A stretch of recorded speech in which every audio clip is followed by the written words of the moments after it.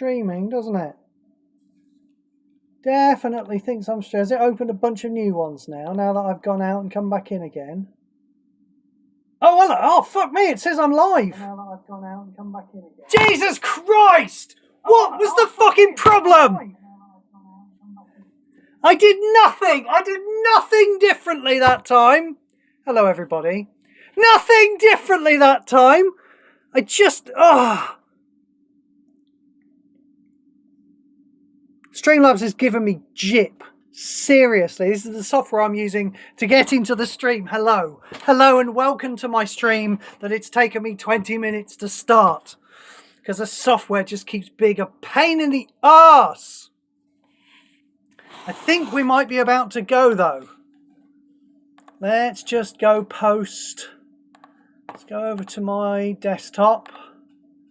Okay, I think I'm working now.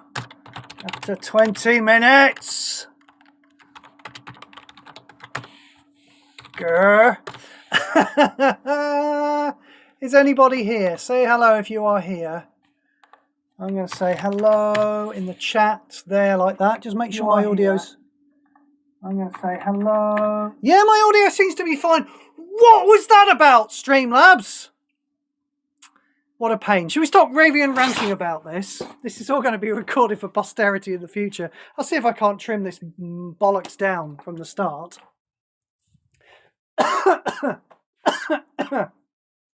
Oh, great.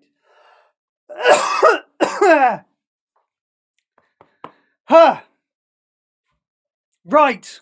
Ravnica Remastered. That's what we're here for. Brand new Magic the Gathering Puzzle Quest set is out today. We didn't get Final Fantasy because of licensing issues, but we're getting Ravnica Remastered instead, and I kind of don't mind that, you know. Well, we'll see how it goes. They've given us a new Ravnica event, I noticed, with this set, but it is a PvE, and the last PvE... Hello, welcome. The last PvE they gave us with Ravnica was Implicit Maze, and that one kind of sucks, doesn't it? So, you know, I'm kind of hoping to get a Ravnica block PvP, and they can throw in all of the Ravnica sets from times past. I think there might be problems with Thousand Year Storm being a broken combo.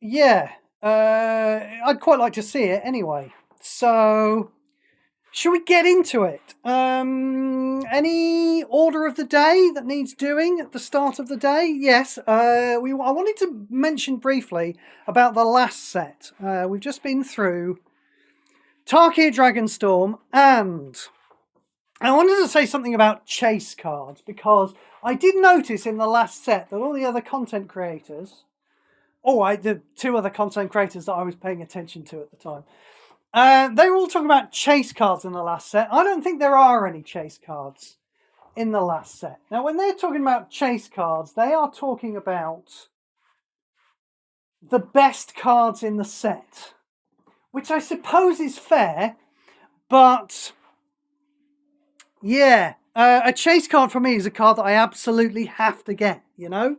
Whereas the best cards in the set, in the last set, were not good enough. And I'm quite happy to just kind of wait for them to turn up. You know, there are some half-decent cards in the last set. Rediscover the Way. Explosive, I want to say Explosive Iteration. You know, a couple of cards kind of stood out at the time. But nothing, you know, solidly tier 1. Nothing that I was desperate for. And I just wanted to say, actually, that just be careful of that. When you go and, you know, engage with the other content creators who put out much more content than I do, and they tell you that there are chase cards in all the set, just remember that, like, they might not be talking about actual chase cards that you must have. They might just be talking about the best cards in the set that they want to have, you know? And they used to get them free. I don't know if they still get them free. They don't tend to do spoilers. Oh, no, they do They do pack opening things, don't they, the other content creators? So they still probably get a load of free stuff. But yeah, if you're kind of new at the game and don't go listening to people. If they say there's loads and loads of chase cards in every set, don't, whatever you do, try and get all of them. That was really all I wanted to say about that. Shall we crack on? Let's head into the release notes and see what we've got. New set, Ravnica Remastered. It's a standard set, part of Ravnica block. Yeah, we know all of that. And we've got a new Teferi. Look at this. I like Teferi. I mean, generally, you know, there's been some good Teferis, certainly. Teferi, Hero of Dominaria, is a pretty bloody great walker, actually, I still think. Even though I don't use him a whole lot. Let's see what this guy does. So white, blue, +2, plus, so it's 5+5 +2, -2, -2. Those are RAL mana bonuses, aren't they? So they're okay. Mana Vortex costs 10. Each card in your hand gains 4 mana. Then each card in your hand gains flash until the beginning of your next turn. Yeah, it's all spread out, that mana, isn't it? We would like that mana concentrate. Like, strictly speaking, if you've got 6 cards in your hand, you're gaining 24 mana.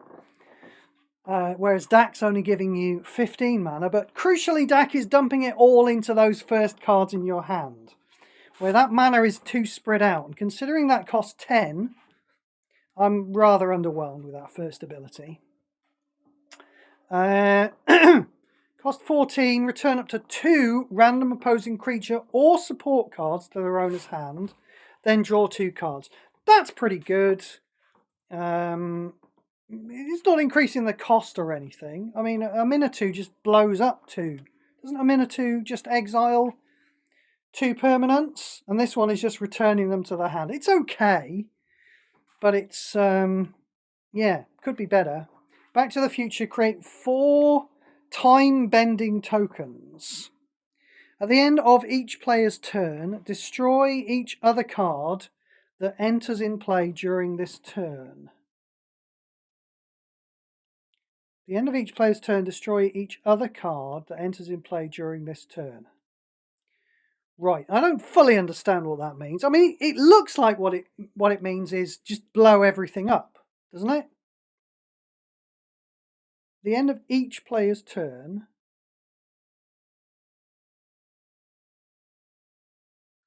Yeah, I think it's something that sits in play. It doesn't kill itself the turn that it enters play. That's the thing, yeah?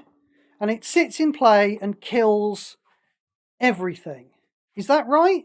I mean, that seems quite powerful, doesn't it? With the slight caveat that you can't put anything new into play. Then you gain X mana. X is the mana gained by players this turn, plus the highest mana cost from cards destroyed this turn. The beginning of each player's turn, this support loses 2 shields. So it's kind of it's just stopping things coming into play. End of each player's turn, and you put 4 of them into play, so it has 4 shields, so it lasts precisely 1 turn. That's not good, because it lasts your turn. I'm going to play it on my turn. It comes into play with 4 time-bending tokens. Then anything else that I play on this turn will be destroyed. So that's probably going to happen after I use the ability. So I use this ability. I then can't play anything else because it will get blown up.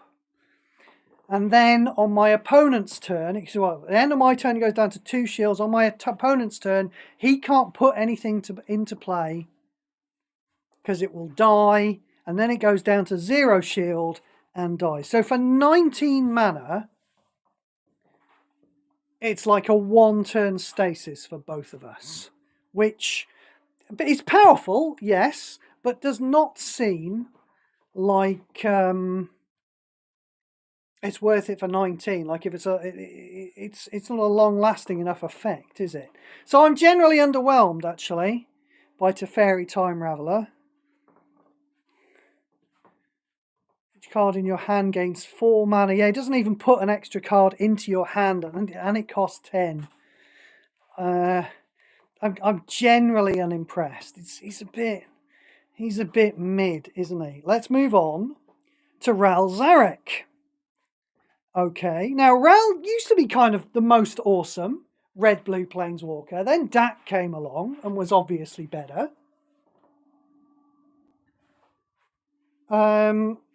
So let's see if Ral can retake the top spot, shall we? Like an old Stasis, says Plague of the Land. Hello, Plague of the Land.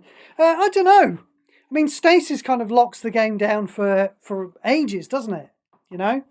You can keep paying the, in paper, you can keep paying the mana cost of Stasis, at least for a while, because it kind of stops you untapping. Whereas that lasts only one single turn. I'm unimpressed. Let's go on to Zach. White -2, blue 5, red 5. Yeah, okay. Reasonable enough mana bonuses, yeah. Here we go. Cost 8. Disable target creature until the beginning of your next turn for 8 mana. If you control the creature, gain 9 mana if you don't draw 2 cards. Right, so I can take one of my creatures out for a turn and disable it and gain 9 mana. Or one of my opponents and draw 2 cards. Again, not really powerful enough, is it? That is a shame. Yeah, not really powerful enough. Does a, different stuff here and there. Not good enough. Chaotic Perfection deals 6 damage to any target. Then if that target is white, black or green, deals 6 additional damage. If the target is blue or red, drain 12 mana from their opponent's hand. I mean, 12 is way too much for that kind of ability. 6 damage. We're not interested in any finite amount of damage, are we? You know? Like Ral, the original Ral, his second ability is scaling, isn't it? So it's not fixed, and eventually it can get large enough to be useful.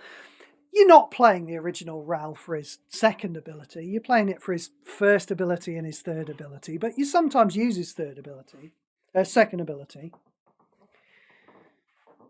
Not good enough. And what have we got at 18? It's not going to be good enough to make me like him. I'll tell you that for free. When you make a blue or red match by swap, copy the first non-spell card in your hand. Non-spell card. The card gains half its mana. When you make a white, black, or green match by swap, reinforce the first creature you control.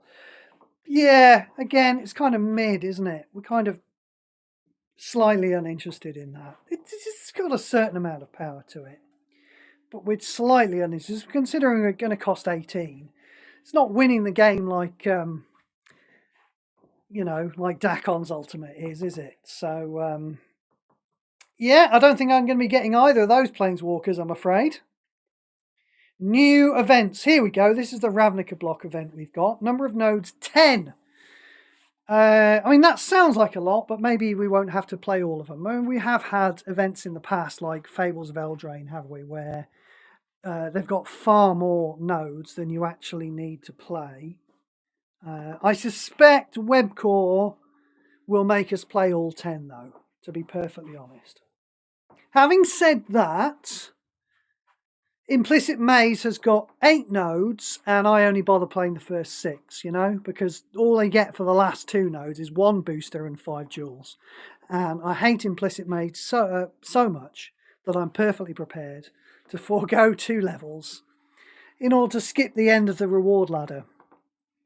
And we don't really learn anything else there, do we, about signatures of the Guild Pact. I guess we will have to see what it's like. Anything in the fixes? I don't really want to go through all of these. One thing caught my eye earlier.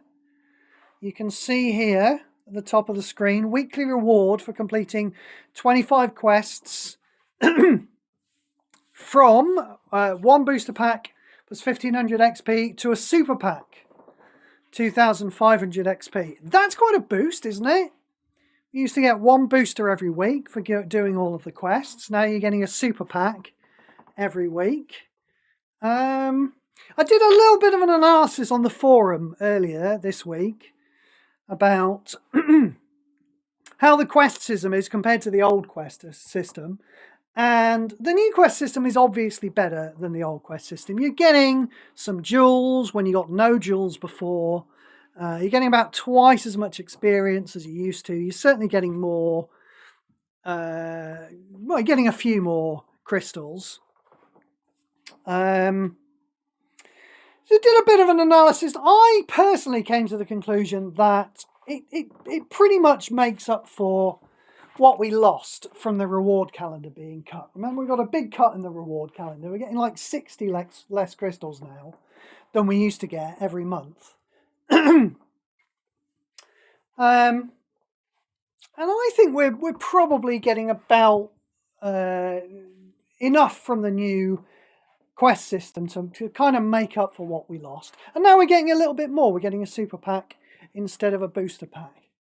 I mean, there is a case to be made. We're getting quite a lot more because we're getting jewels now, and we didn't used to get jewels. But, you know, personally, I don't rank jewels quite as highly as I used to a couple of years back, you know, because Puzzle Masters 2 came out, and now there are an awful lot of things to buy with crystals. So I'm not sure that jewels are much more of a valuable resource than crystals. You know, it depends what you want to buy, of course. You know, if you don't give a toss about Puzzle Masters 2, and you probably shouldn't if you're a newer player, then jewels probably are better than crystals. You want to be using those jewels to buy, you know, your masterpieces and your mythics. You're more likely to get those from epic packs than you are out of boosters, to be perfectly honest. So, anyway, that all sounds quite good, doesn't it? We like the new super pack. We're not really interested in all these bug fixes. Yeah, I don't see anything interesting there. Shall we go and crack on with... Obviously, it's reset. Go and crack on with the actual cards. Now, I was having a bit of a look at the numbers earlier today, and you may remember over the past couple of sets, Webcore have started saying they're going to be printing all of the cards in a set now. Up until recently, when a card has been converted from paper into Puzzle Quest, they've left a few of the cards out. Webcore has decided now that they're going to print all of the cards in a set. Now that sounds quite good, but I crunched some of the numbers today, and it turns out that what that means is that we get a load more commons and a few more uncommons. And that's it. So, actually, I'm not actually sure that that's a good idea, to be honest, because, I mean, long-term listeners to my set reviews will certainly know that I do tend to lose the will to live towards the end of every single set, to be honest, because I'm going through so many terrible cards. And by converting every single card from paper into Puzzle Quest now, it does just mean more bad cards. My man Zibvert was just telling me on the Discord that it does mean that there's a slight chance they will accidentally make more good cards, which, you know, is true. But there may be a slight chance of that happening, but there is a really big chance of them creating a bunch more absolutely unplayable garbage cards. So, honestly, I don't think I'm on board with this. I think they should stop doing it. I don't think we're going to get... I think there were like 80 or 90 commons in the last set. And I think they should chop that back down to about 50. Because... nobody fucking cares about these cards. Let's head into the card list. Oh, I like the nice little city icon there. That's quite good. I like icons. I've probably said this before, haven't I? I like icons when they like represent something. I don't like them when they're just weird symbols like that. And like, it seems like more of the time we get weird symbols, don't we? Because they're easier to copyright, weird symbols. But I like them when they actually represent something. I mean, I'm highlighting Ether Drift there for representing something, but I don't actually like the Ether Drift set. You know, the whole idea, the wacky races idea. I'm afraid I was never a big fan of. So yeah, we like the Ravnica set icon. We're going to go card name. I own one single card at the moment. We will turn them all on, and away we go. Advent of the Worm. Great 2 worm tokens. These are going to be 5/5s, aren't they? Yes, they are. Well, perfectly decent high shit tier card to start off with, eh? 15 mana for a 10/10. That's a decent return on power and toughness, but it's just fat, so, you know. But, you know, maybe that's a good place to start. Aerial Maneuver. Target creature gets +1/+1 and flying and first strike until the beginning of your next turn. Rubbish. Etherling. Now, I can't really remember what this does in paper. Morphling is very much of my era. I'm one of those players who remembers when Morphling was the best card in paper. Now, you look at Morphling now. If you were to show Morphling to a modern paper Magic player, they'd think you were crazy if you said Morphling was the best card, the best creature ever. But, you know, times were slower back then. It was easier to defend the thing. All you needed was that one creature that could swing in. It could defend itself pretty well. And Etherling, I believe, is a slightly bigger version of this. Let's see what we've got. I'll tell you what we've got. We've got a load of Activate gems popping online. That's a bit of a shame, isn't it? Activate 3. This creature gets +1/+1 till the beginning of your next turn. Not permanent. Rubbish. Activate 1. This creature gains Vigilance. That's basically nothing. Activate 1. This creature gets unblockable. That's basically nothing. Activate 1. This creature gains Prevent Damage until the beginning of your next turn. I mean, yeah, okay. You might end up with a Prevent Damage blocker there. Vigilance and Prevent Damage, they do work together, but only if you activate 2 specific Activate 1 gems. I mean, it's garbage, isn't it? I guess you could call it high shit tier if you were desperate to. Honestly, I'd rather have Advent of the Worm, which is just bigger, and I don't care that it doesn't defend itself. Because this thing doesn't defend itself very well, let's face it. Moving on, Etherplasm. When this creature blocks, return this creature to your hand. Right. I mean, we know we can't do this type of thing, don't we? They always fuck this type of thing up, converting it over from paper. Because it's not powerful enough. It needs to do something when it comes into play, doesn't it?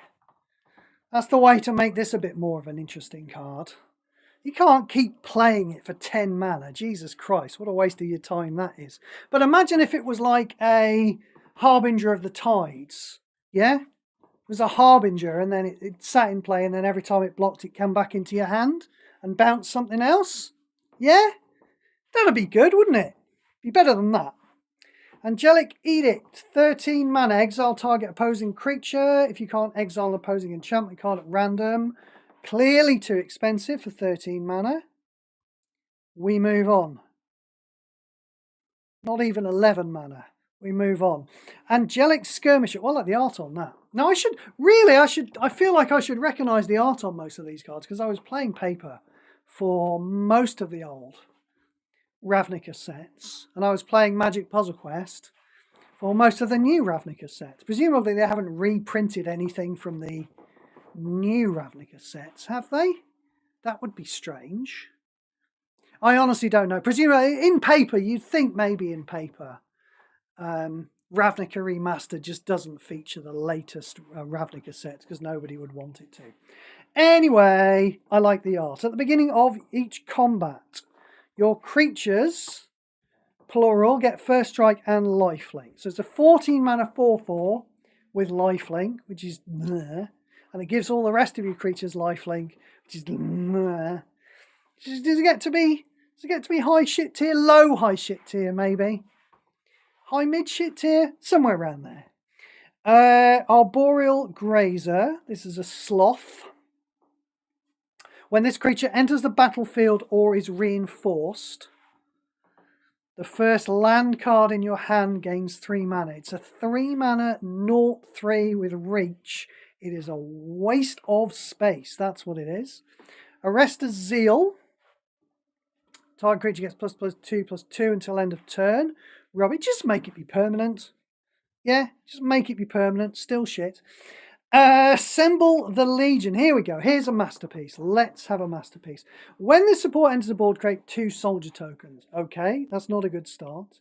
At the beginning of your turn, increase this card's level by 1. Right, it is 1.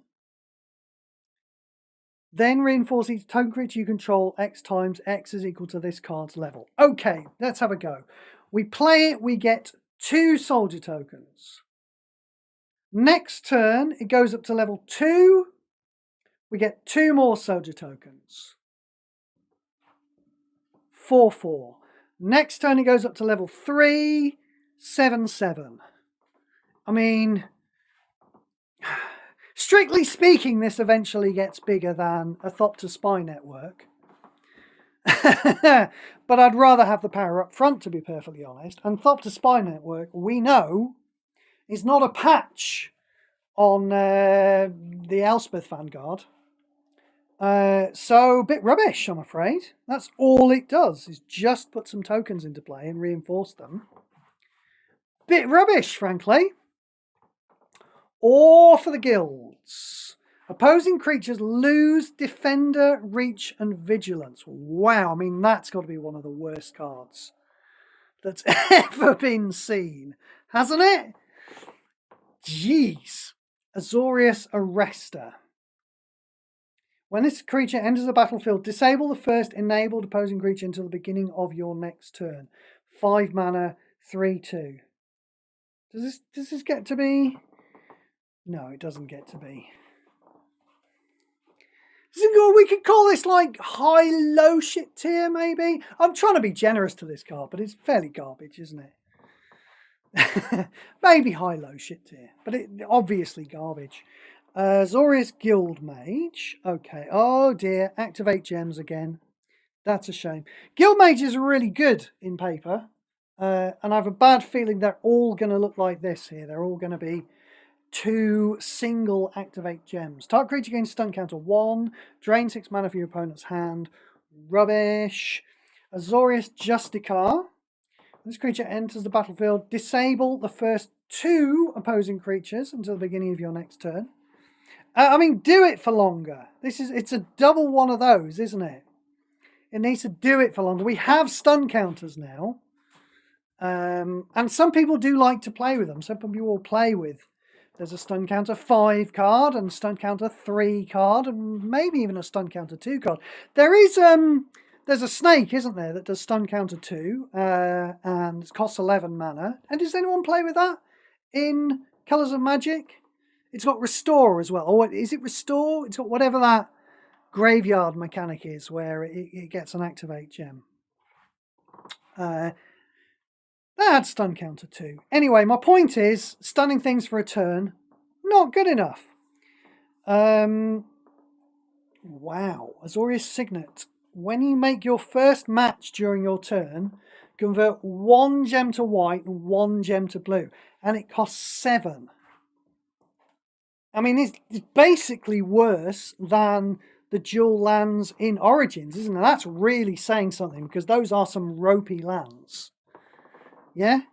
It costs 1 more mana, which kind of doesn't mean anything, but then and at the same time, kind of does as well, because there's quite a lot of Planeswalkers, especially when you're starting out, who don't get 7 mana for a single match. And in fact, when you're starting out, you're probably not leveling your Planewalkers all the way up to 60 as well. So even if you are playing Dakon, maybe he can't get 7 mana out of a match at level 40. I don't know. Not only that, but it doesn't convert at the right time, does it? You don't want it to convert after you've made a swap. You want it to convert at the start of the turn.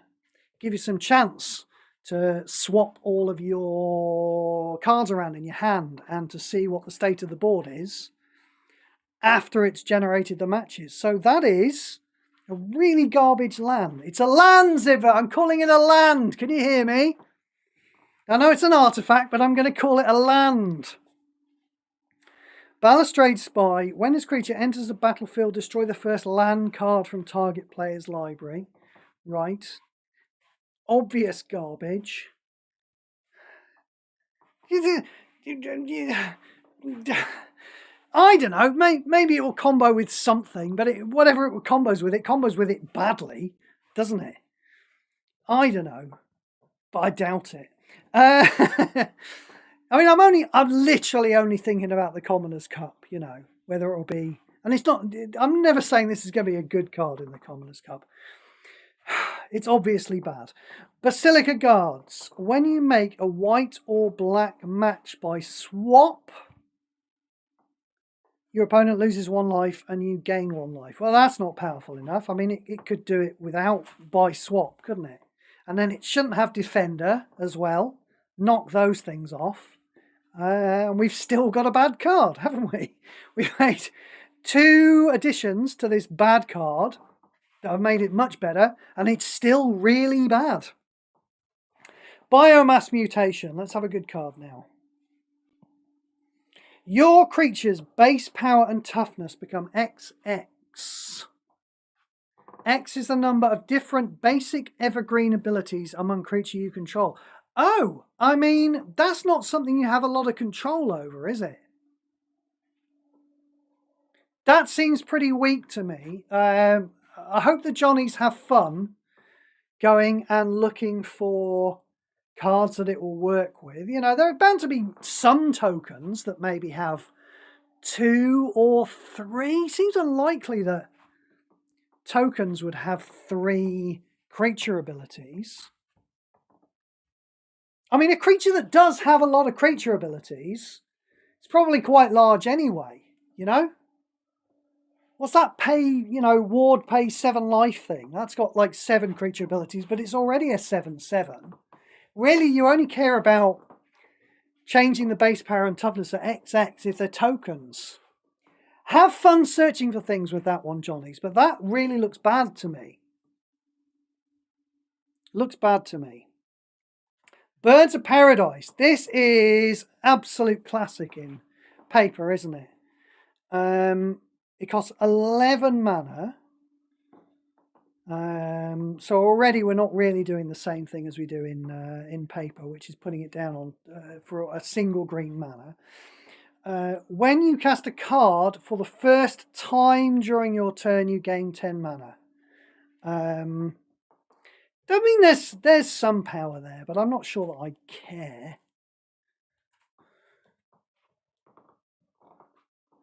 Yeah, I mean, what you've got there is not a mana filler giver, isn't it? You know. So the fact that we're comparing it to mana filler givers immediately means that, you know, it has some power to it. We're putting it into the high shit tier category at the very least. But then when you do compare it to those cards that are actually good, it is not as good as them. It only triggers 1 time during the turn. Yeah, I don't see any reason we're playing this. And it doesn't even work. It doesn't work on the turn, does it? You know, if you play it on a turn, you can't immediately get the 10 mana out of it, because that's certainly not how it works. Yeah, I'm not sure we care about that one. Blade Brand. Draw a card, target creature gains Death Touch. That's too expensive. Blind Hunter. Yeah, I remember that.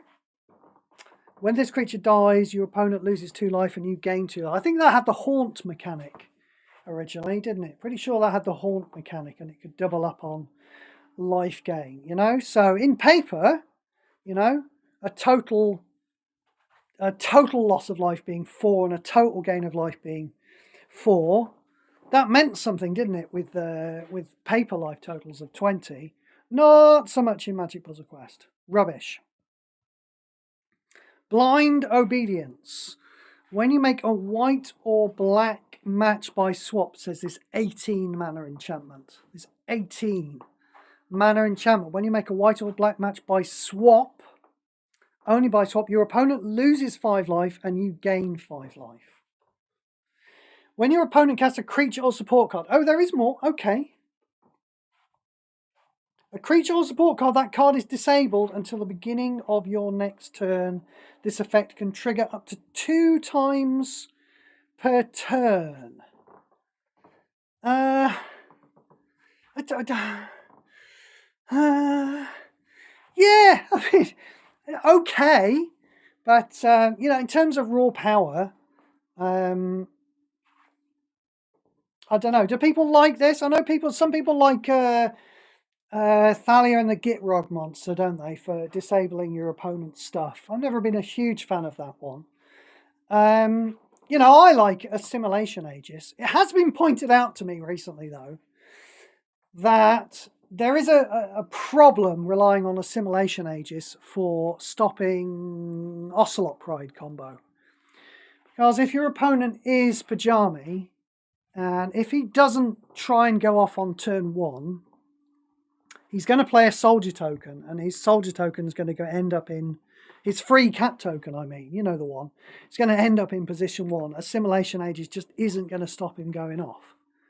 So, I don't know. I don't think there's enough here. But I suppose it's worth putting in the back of my mind. It is nice. As I say, I play with Assimilation Aegis a lot now. And it is very nice to just not have things trigger. Mostly Galta is what I'm thinking of. But this will also work on, you know, this will stop a Rakdos when it comes into play. And then you've got a little bit of damage, a little bit of life gain. It's kind of okay. It seems a bit mid to me, but, you know, maybe it'll turn out to be a little bit better than that. Expensive, but that's kind of okay. It is an enchantment. I mean, one nice thing about Assimilation Aegis is you can get it out with Golden Wish. And you can get Golden Wish out with Mystical Teaching, so you can do the whole thing for 9 mana.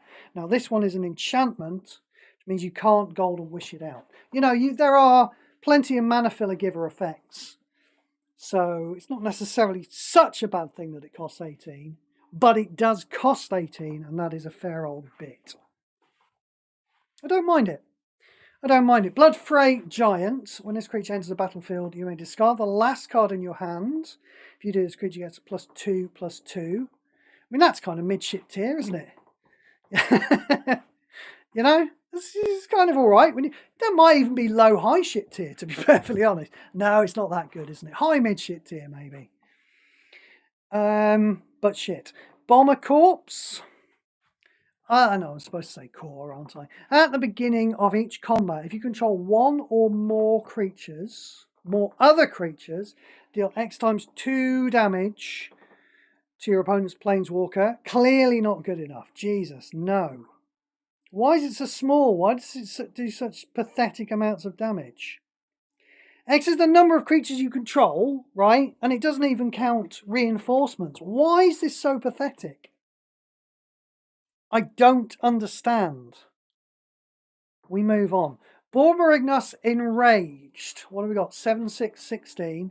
When this creature enters the combat, deals combat damage to your opponent's Planeswalker, fetch the first 2 land cards from your library. Doesn't put mana in it. We don't like that. When you exile a land card from your hand. Oh, well, I've got some of those, haven't I? Because I've just fetched them. Deal 6 damage to your opponent's Planeswalker and destroy 6 random gems. There's interesting things happening here. I don't actually mind that too much. It's a little bit slow, isn't it? Because you play it and then it attacks. Yeah, that's the next turn. And then the turn after that would be the turn where you could exile those cards from your hand. But I don't mind the fact that, like, your You're fetching cards and you're putting them into your hand, but then you're using them as a trigger to do something. I don't think this one's powerful enough, to be perfectly honest. Because, like I say, really, it's the huge delay. It's a 2-turn delay before you actually get to exile one of those cards. But I quite like what they've done with the design there, and I'd like to see a good card that does it. Please make one of those. Boros Elite. At the beginning of combat on your turn, if you draw one or more other creatures, the creature gets +2/+2 until end of turn, you whatever. Boros Guildmage. Activate one. Yeah, here we go. We're going to get a whole cycle. We're probably going to get 10 of these fucking useless rubbish things. Activate 1 red. The first creature card in your hand gains haste. Oh, well, at least they haven't fallen into the trap, have they? Of, like, giving something haste with an activate gem. Which is the wrong time to give something haste, because it gives something haste in your hand. It is, however, still a shit card. Boros Mastiff. At the beginning of combat, if you control one or more other creatures, this creature gains lifelink. Yeah, just give it lifelink. Just give it lifelink. Boros Signet. Yeah, that's one of these rubbish lands. Oh, we might fly through this set. We're going to have large cycles of 10 cards, all of which are shit. We might end up flying through this set. Bottled Cloister. Now, I remember this in paper. It's probably going to do roughly the same thing. At the beginning of your opponent's turn, exile all cards from your hand. At the beginning of your turn, draw 2 cards. Those cards gain half their mana. This does not do what it does in paper. I'm pretty sure, I'm almost certain that in paper, what happens is you exile all the cards from your hand, but then they all come back again on your next turn. So you're constantly exiling your hand, yeah? And then you get your hand back, and obviously that's a drawback. That's a downside. So what you get is an extra card every turn. Because, of course, you're vulnerable doing that. If you exile your hand to draw an extra card every turn, then if the if the bottom cloister gets blown up, then your hand doesn't come back. This is doing a different thing, though. This is exiling all of your cards, and you just don't ever get them back. What you get instead is 2 cards with half their mana. So, mana filler giver territory, but only half the mana. I mean, obviously, obviously you want to play with Chimel, which costs 2 more mana, which doesn't require you to exile your cards, and lets you choose the cards that you fetch for... because you're doing the Discover 4 on them, aren't they? So, no, don't like it at all, I'm afraid. Bread for the Hunt. My tablet is playing up again. Let me wipe the screen. Maybe it's because I keep spitting at the screen that it's playing up. Blind Obedience says Plague of the Land. Looks like a very expensive authority of the consoles. It does, doesn't it? But... then again, we don't actually have authority of the consoles at the moment. I'd say what we do have is Torpor Orb. I keep meaning to want to play with Torpor Orb, but I don't want to play with Torpor Orb. I feel like Torpor Orb isn't working. I don't know. I don't play with it enough. I should play with it more, because there's going to come a day with Torpor Orb where I'm going to really want something like that as a sideboard card or a main deck card, just because, combo's getting dangerous and dangerouser with each passing minute. And I should really identify whether Torpor Orb plays properly or not. So, yeah, Blind Obedience probably is way too expensive. But there are ways around the cost. Where were we? Bread for the Hunt. At the beginning of your turn, target creature you control gets +1/+1 permanently. That's good. But, +1/+1 is not a lot, is it? The beginning of combat. On your turn, your buffed creatures get +2/+2 and gain trample until end of turn. When a buffed creature you control deals combat damage to your opponent's planeswalker, draw a card. Just a bit fucking expensive, isn't it, really? These are dribs and drabs. These pluses are dribs and drabs. Yeah? And gaining cards without mana is a thing of the past. It's a thing we are uninterested in these days. Burn Bright, your creature get +2/+0 until end of turn for 7 mana. Awful. Nice art, though.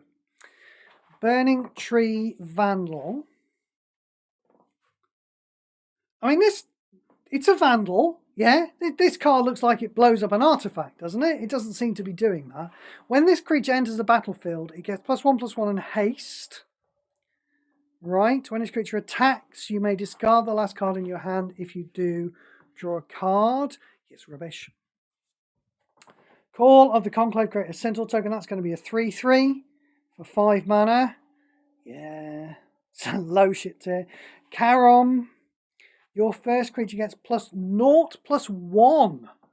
Ooh. Yeah. You see what they've done here? I mean, this is a cantrip in paper. So it's a deliberately low power, cheap card in paper because it replaces itself by drawing a card. But Magic Puzzle Quest is a different game and we don't give a shit about cards like that.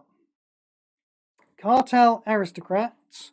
When another creature dies, this creature gains hexproof and prevent damage until end of turn. Why would it want those things when another creature dies?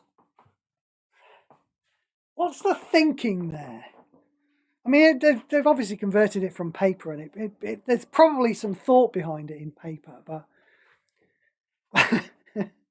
why would it want those things when something else dies? That's very strange. What have we got? We got an 8 mana 5/5. That's above the curve, isn't it?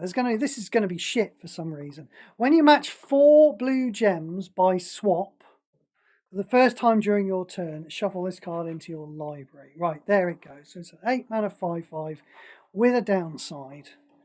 So obviously we don't care. Chromatic Lantern.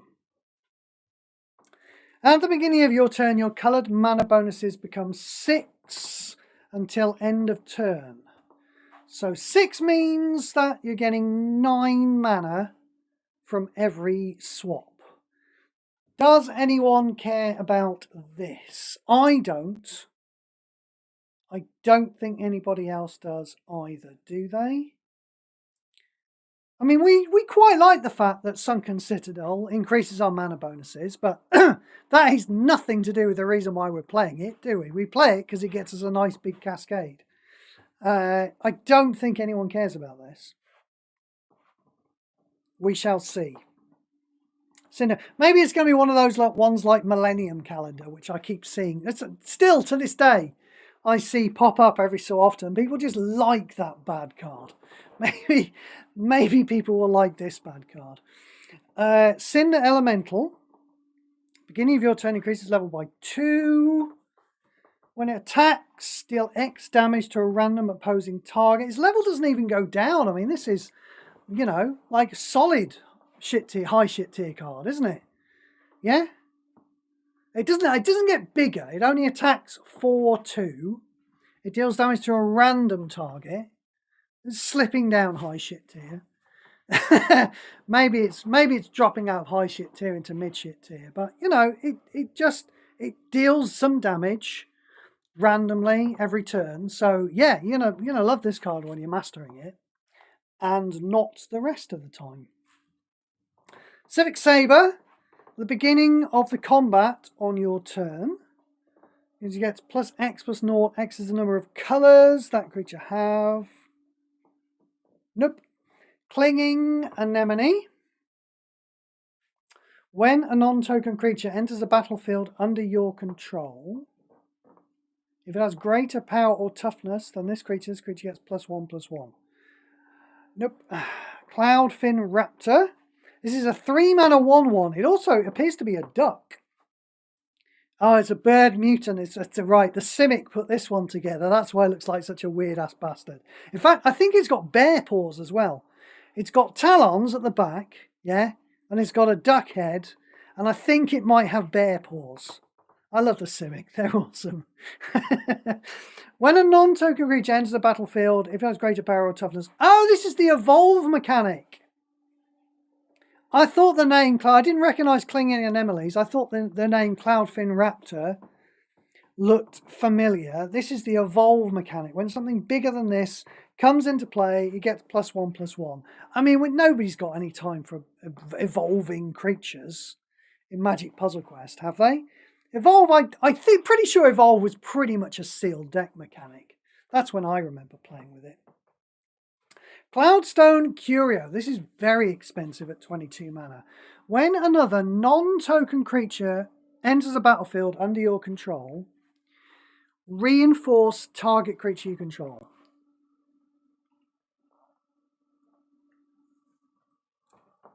Excuse me, just having a little drink there. So presumably, when I play a 5/5 creature, I get a second one. I don't have to reinforce the same creature, but that's kind of the bare minimum that I get, yeah? Is that if I play a creature, it doubles up into a bigger creature. When a non-token enchantment support enters the board under your control, a random non-token support you control gains 1 shield. Well, that's not powerful enough, is it? Because, like, adding shields to supports is nothing. That does nothing in this game, basically. Doubling up creatures is not nothing, but for 22 mana, you would expect a hell of a lot more than that. I'm not interested. We move on. Destroy for 14 mana the top 4 cards in target player's library. Then draw X cards. X is the number of creatures sent to the graveyard this turn. There is some shit here, isn't there? There's some crazy shit cards in this set.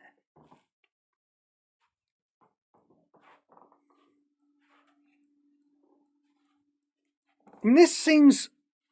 This does seem worse than usual, doesn't it, for 14 mana? I don't know. We've seen cards like this before. The other card that I was saying, what was that red one again? The Ore of the Guilds. I mean, that's just... that's just an unbelievable piece of shit. But this is chasing it to the bottom of the pile. Coiling Oracle. This is a pretty good one in paper.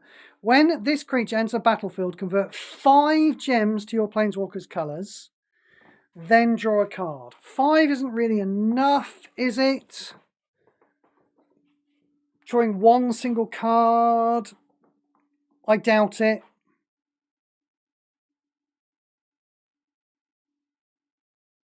No, I doubt it. I doubt anyone's finding a use for that, to be honest.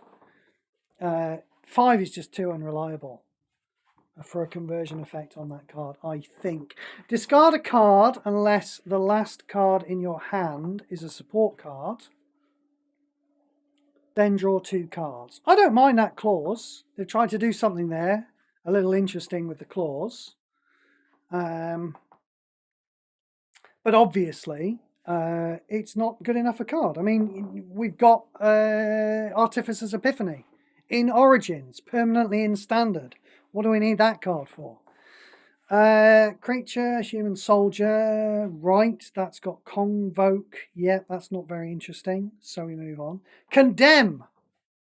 Now, Condemn was one of those Swords to Plowshares replacement cards, wasn't it? It's not too bad in paper, not too bad. Return target creature to the bottom of its owner's library. Then its controller gains X life. Right, so I mean, basically all we're looking at here, this is a creature removal spell. White has creature removal spells, and this one is giving your opponent some life as well. It does have flash, I suppose. So, yeah. But, we have so much better. So, I don't know. I don't know. We've got a bunch of white removal cards at the moment, but I don't know how many of them have flash.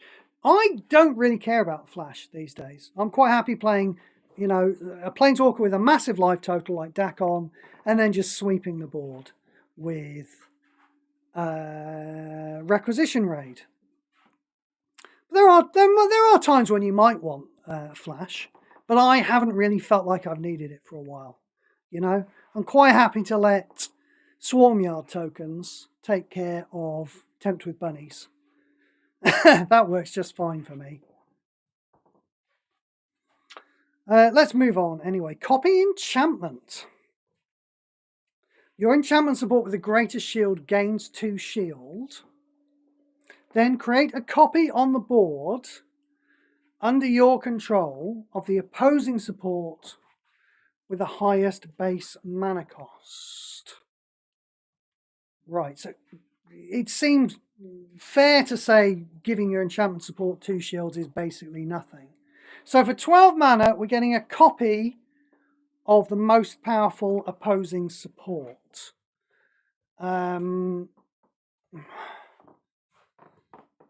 It seems like it's not good enough. You'd want this to be, you know, like the flip side of a two-sided card, wouldn't you? Because you don't really know if your opponent's probably going to be playing with some supports, but you don't really know if he's going to be playing with those things. And there are plenty of games where he's just going to go, you know, well, there's a Rakdos and there's a Galter, and deal with that shit now, you know? And your copy enchantment is just sitting in your hand going, I need to deal with creatures now, thank you. So maybe in some PvP, but, you know, sorry, I don't mean PvP, I mean PvE. But as you may know, I don't really like building specifically for PvE events. I just like to play decks I already know are powerful against other decks all the time. So don't think copy enchantment's going to find a home. Croconora.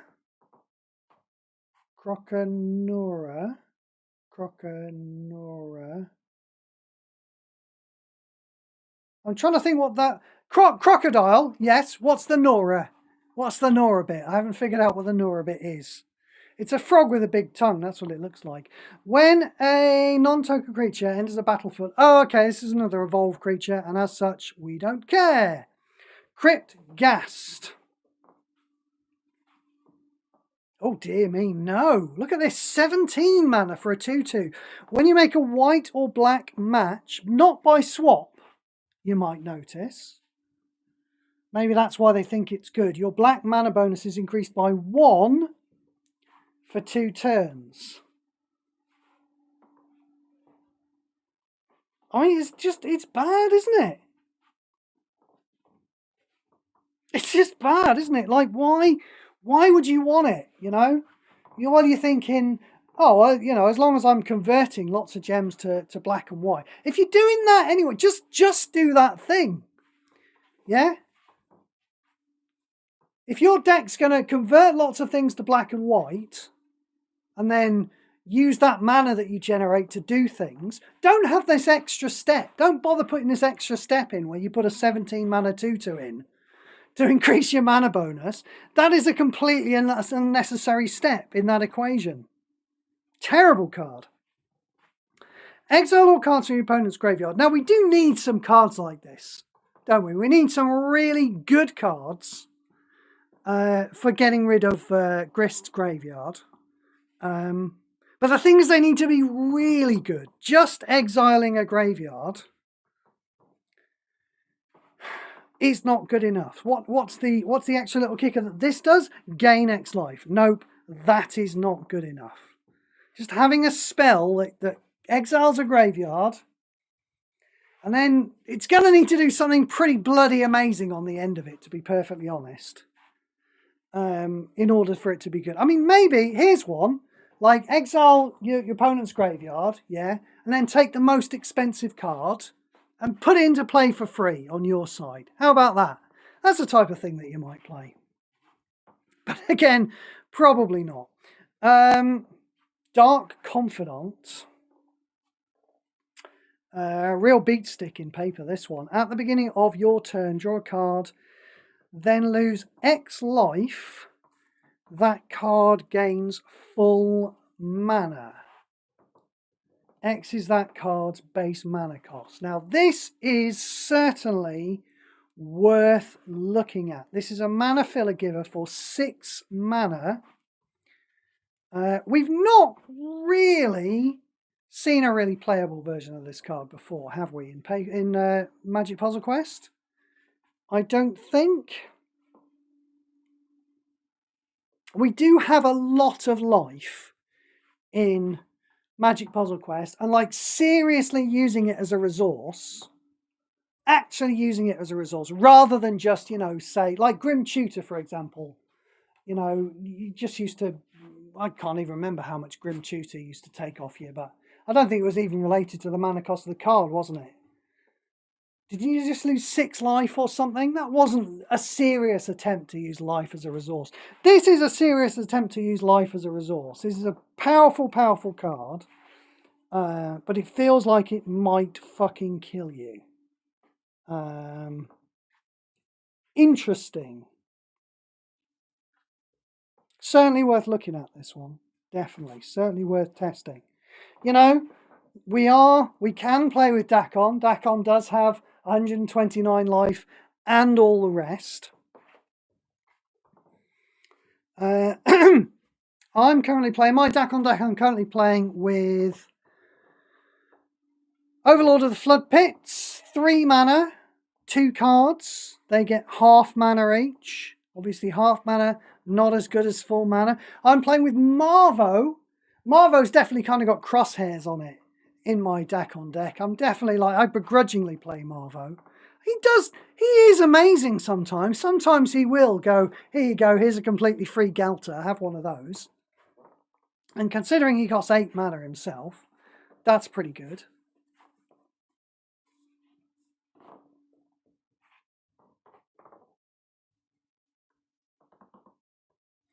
So, I'm going to need to be testing this one, I think. I'm going to need to be testing this one. It seems dangerous, doesn't it? But it's powerful. I don't think that life loss is a deal breaker. We will see. I like that card. Deathrite Shaman. Now, this is another one. This is another like real kind of tier 1 card, or at least it was when I remember playing in paper. At the beginning of your turn, convert 4 gems to the most present colour on the board. Right, it's a bit too expensive at 14 mana, but 4 gems is a fair old whack. At the beginning of combat on your turn, exile the first card from your graveyard, then you gain 5 life. Okay. At the end of combat on the end of your turn, exile the first card from your opponent's graveyard, then your opponent loses 5 life. So we've got 14 mana. We've got a expensive. 4 gems is not nothing, yeah, but it's quite expensive. 14 mana, it's quite expensive. It's going up against mana filler givers at that point. But it's like exiling too slowly, isn't it? I believe in paper you get to choose the cards that you're exiling, you know? And just exiling 1 card a turn from Grist Graveyard, that's not stopping Grist, is it? At all. So, I don't like it. It's too expensive. I don't like it. It's, you know, it's a decently powerful card, but I don't like it. Debt to the Deathless. Your opponent loses X life and you gain X life, X is the number of black and white gems on the board. How many is that? Well, it's usually 14, isn't it? I believe. On average, about 14. So for 25 mana, they lose 14 life, you gain 14 life. Is that good enough? No, I doubt it. However, as part of a combo deck, maybe. I really don't know. I've not been playing too many combo decks. I've got a standard combo. I've got a couple of. I've got Ocelot Pride, of course, you know, which is going to be probably better than anything with this in it. But, you know, there is also the deck, the old Loop Hero deck, you know, where every card is basically paying for the next one. And that deck is powerful enough to just slip a damage cock in, and maybe you wouldn't mind playing with this. I don't think we necessarily need it, but I can imagine somebody like Gideon, who likes to play with his combo decks, one of my teammates, Gideon, I can imagine him trying this out as a win condition in a deck, because you are gaining the life as you go along.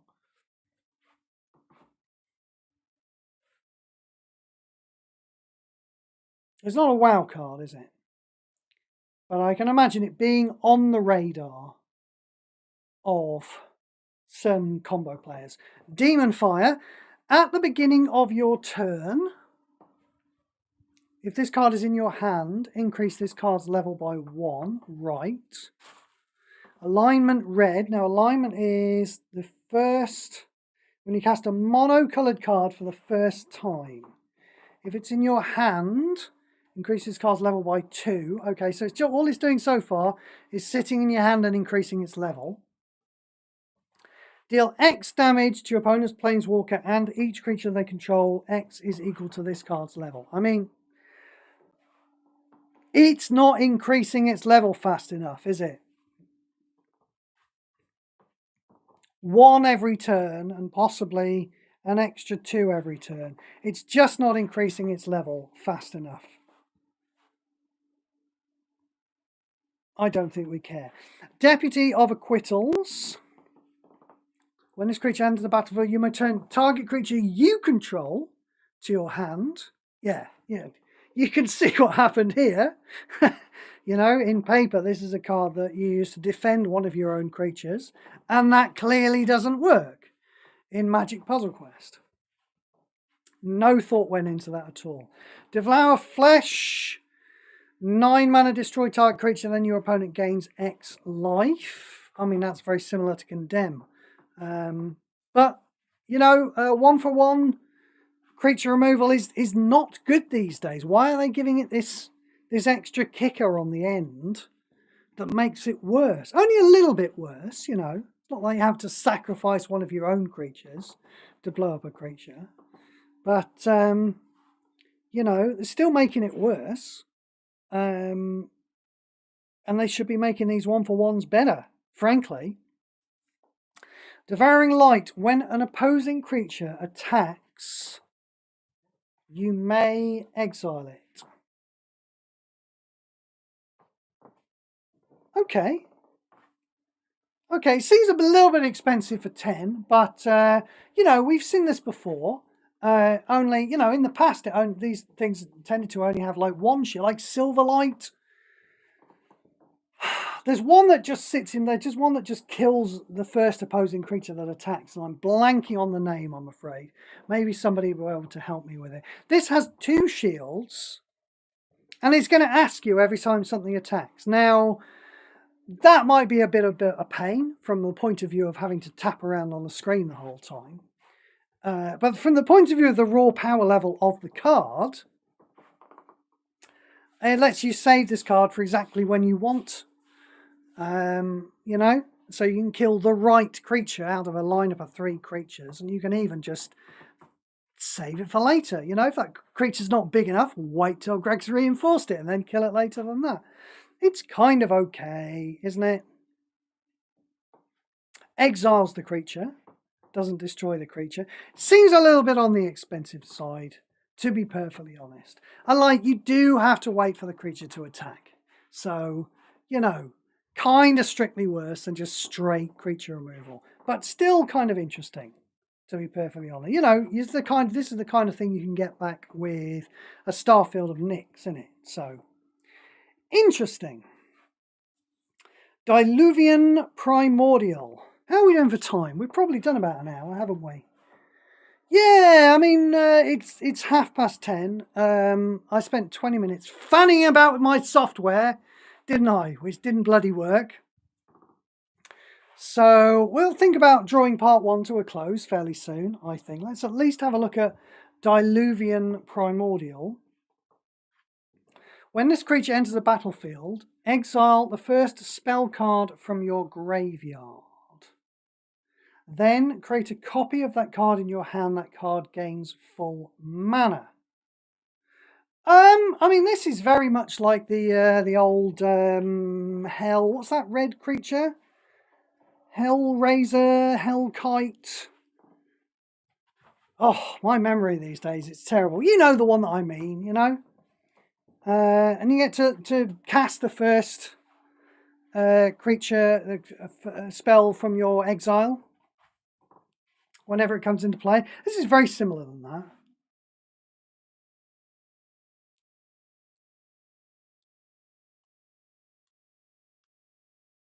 The Hellkite, or whatever it's... Oh, God, what's it called? Somebody help me out. Do, do, do, do, do, do, do, do, do.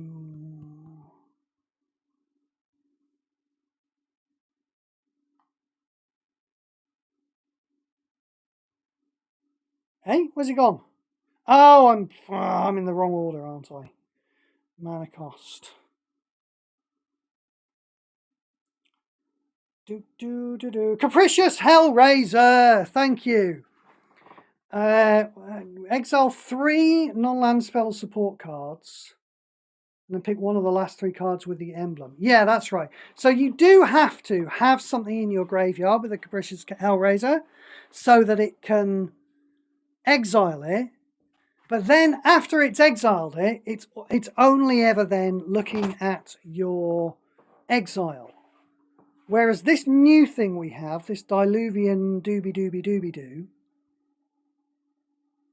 is always exiling the first card, isn't it? The first spell in your graveyard that you then exile. So you're going to need to keep dumping things into your graveyard. But it's very comparable, isn't it? And there is some more. When this creature attacks, exile the first spell card in your opponent's graveyard. Then create a copy of that card in your hand. That card gains half its mana rounded down. I mean, this is an insta-mana filler giver, isn't it? This is the thing. This is a loop hero card. And it will fit into that deck where every card's just instantly casting the next card. And all you need is some spells, which is no problem at all. We've got plenty of some spells, haven't we? We've got Sylvan Tutor, and we've got Mystical Teachings, and we've got another round, and we've got Tempt with Disco. We've got no shortage of some spells. Genesis Wave. So it's that, and then you've also got an extra little bit when it attacks. It's going to nick a spell off your opponent. Not sure that's necessarily a very big bit, though. The important thing, really, I think, is that it's just a fuel. This is another card that we can put in that deck where we only need to play one card and the deck just wins. So it cannot currently be obtained by from card pack. That's interesting, isn't it? The one card that goes in the broken combo deck, they've decided, no, you can't actually, you can't get that out of boosters. You're going to have to pay for that one. Interesting. On purpose? Yes, we think maybe it is, to be perfectly honest. Shall we call it a day? I mean, Dimir Guildmage isn't going to change my mind, is it? Look at this. Draw a card, that guy discard a card, the last card. Yeah, but I mean, it's still all activate one. I like drawing cards and I like discarding. Oh no, the last card. I thought it was the first card for a second there. No. Garbage. Yeah, let's call it a day for today. Thanks for being in, peeps. We'll try and do part 2 on Thursday. I want to try and do at least 2 parts of it this week before the weekend, because what I'm going to do on part 2 is I'm going to skip into the Elite Pack. Yeah, the Elite Pack? No, not the Epic Pack. The Elite Pack. That's right. I was right the first time. An Epic Pack.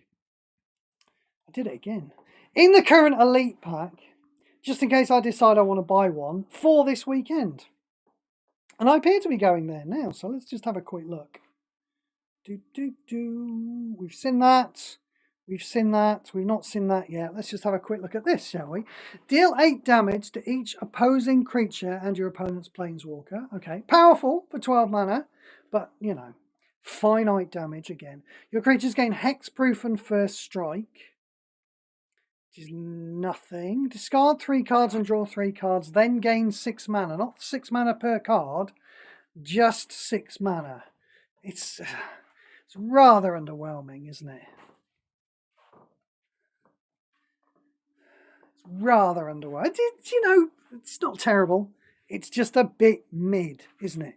Oh, shall we sneak in? Let's have a look at this one as well. We'll save ourselves the other 4 cards for Thursday or Friday. I think it'll probably be Thursday.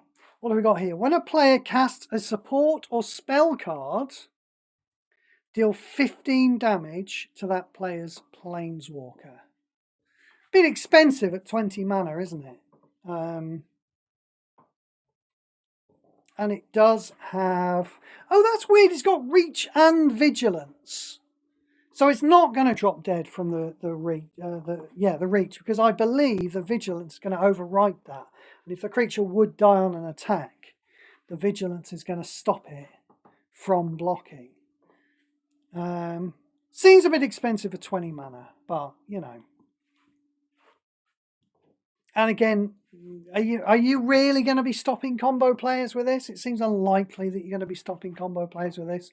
Most combo players worth their salt in a coalition event will probably be playing with some kind of removal thing in the loop anyway. If you look at Herald loops, which I think is what I'm still playing in Legacy events. I don't know, we haven't had a Legacy event in a while, but there's room in that deck to squeeze Crow Whipcracker in there, you know, so these kind of things can be blown up. But I think we'll call it a night there. Thanks very much for being in, everybody. As I say, look for me on Thursday, which I'll try and do. It's pub quiz tomorrow, so not then, if not Friday, because I definitely want to try and do a second part this week. And we'll see if we can't find some cards that aren't garbage. We did find the Dark Confidant, didn't we? I'm kind of interested by that one. I am kind of interested by that one. Because, you know, there is the high chance, especially with the high cost of cards that we're playing with these days. You know, Mystical Teachings certainly wants you to play with expensive cards, but Dark Confidant wants you to play with cheap cards. So I'm excited by that one, I think. But thanks for being in, and I will catch you all later in the week. Where the hell's the thing to turn this off? It's here. Bye-bye, everyone.